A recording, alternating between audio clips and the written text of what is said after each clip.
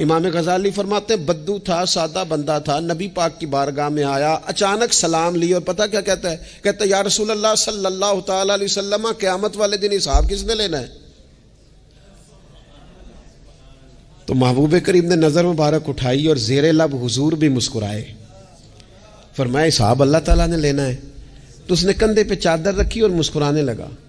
तो हुजूर फरमाने लगे तू क्यों मुस्कुरा रहा है? कहने लगे या रसूल अल्लाह फिर खैर है अगर अल्लाह ने लेना है तो महबूब फरमाने लगे क्या माना? कहने लगे महबूब करीम जब गालिब आता है ना तो फिर माफ ही करता है। करीम जब गालिब आता है ना, उसने जब गालिब आना है ना, किसी बुजुर्ग से किसी ने कहा था कि बतौर मिसाल पूछता हूं अगर आपका हिसाब क़यामत के दिन आपके माँ बाप के जिम्मे रखा जाए, तो बुजुर्ग कहने लगे नहीं नहीं, रब भी ठीक है, मेरा मालिक माँ बाप से ज्यादा प्यार करता है। करीम जब गालिब आता है ना तो वो करम ही करता है।